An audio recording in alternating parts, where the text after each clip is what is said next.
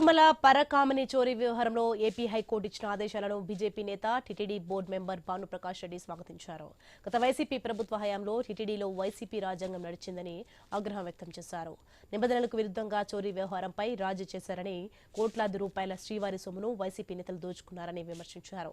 భూమన కరుణాకర్ రెడ్డి చెప్పినట్లుగా చోరీ వ్యవహారంపై తీర్మానం చేసే హక్కు బోర్డుకు లేదన్నారు.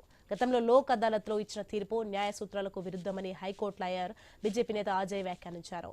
హైకోర్టు తీర్పు తర్వాత TTD board member Bhanuprakash Reddy, lawyer అజయ్తో మా correspondent Varma face to face.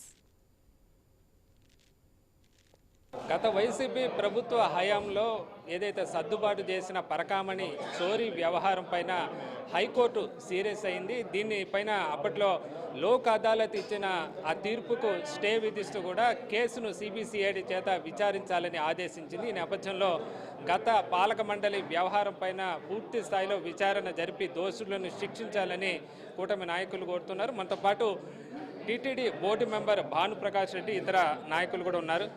Sir చెప్పండి, ఎలా చూడాలి? గతంలో ఏదైతే లోక్ అదాలత్తో రాజీ చేసిన వ్యవహారం హైకోర్టు ఈరోజు కొట్టివేసిన పరిస్థితి అయితే ఉంది. విచారణ ఎలా జరగబోతోంది? గతంలో ఏం జరిగింది? ఇది ఆషామాషి విషయం కాదు. వెంకటేశ్వర స్వామి ఖజానాని కొల్లగొట్టే ప్రయత్నం చేశారు. ఆ క్రమంలో నియమ నిబంధనలన్నింటినీ తొంగలో తొక్కి లోక్ అదాలత్లో కూడా కాంప్రమైజ్ కాకూడనే కేసును ఉద్దేశపూర్వకంగా ఒత్తిడి తెచ్చి లోక్ అదాలత్లో కాంప్రమైజ్ చేసుకొని వాటాలు వేసుకొని పంచుకున్నారు.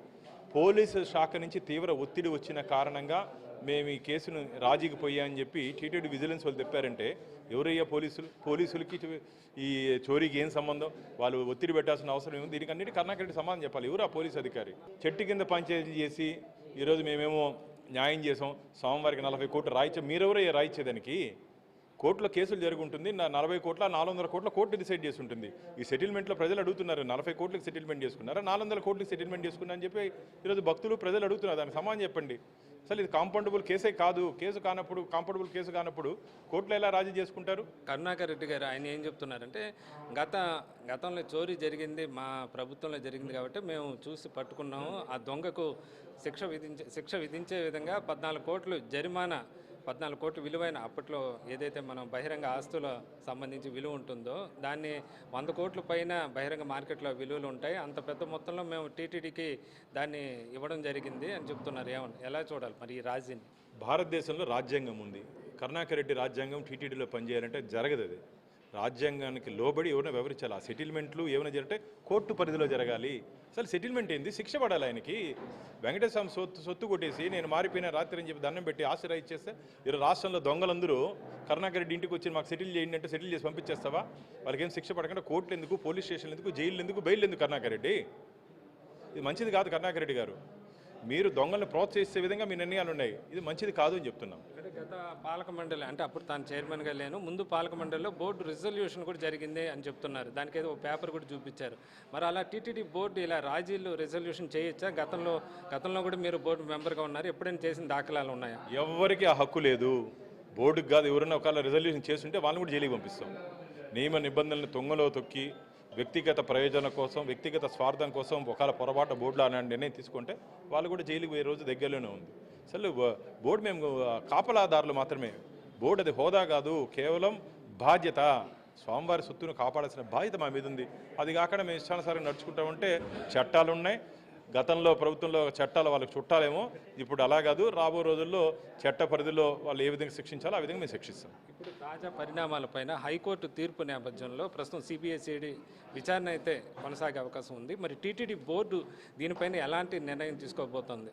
నిర్ణయం తీసుకోవాల్సిన అవకాశం కానీ అవసరం కానీ మాకు లేదు. ఆల్రెడీ హైకోర్టు డైరెక్షన్స్ ఇచ్చింది కాబట్టి ఆ డైరెక్షన్స్ ప్రకారం సిబిసిఐడి కోర్టుకి దానికి ఉన్నటువంటి ఏమేం జరిగిందో వాస్తవాలు కోర్టుకి సీల్డ్ కవర్లో ఇస్తుంది. టీటీడీకి ఈ ఎంక్వైరీకి ఎటువంటి సంబంధం లేదు. వారికి కావాల్సినటువంటి విషయాలు ఏదైనా ఉంటే మేము చెప్పేదానికి సిద్ధంగా ఉన్నాం. అలాగే మన హైకోర్టు న్యాయవాది బీజేపీ నేత అజయ్ కూడా ఉన్నారు. లీగల్ విషయాలు ఆయనతో మాట్లాడుకుంటూ తెలుసుకుందాం. సార్ చెప్పండి, ఇప్పుడు కోర్టుల్లో లోక్ అదాలత్లో ఇలాంటి చోరీ కేసులకు సంబంధించి రాజీ చేసే అవకాశం ఉంటుందా? సాధారణంగా ఇద్దరు ప్రైవేటు వ్యక్తులకు సంబంధించి లోక్ అదాలత్లో రాజీలు చేస్తారని వింటుంటాం.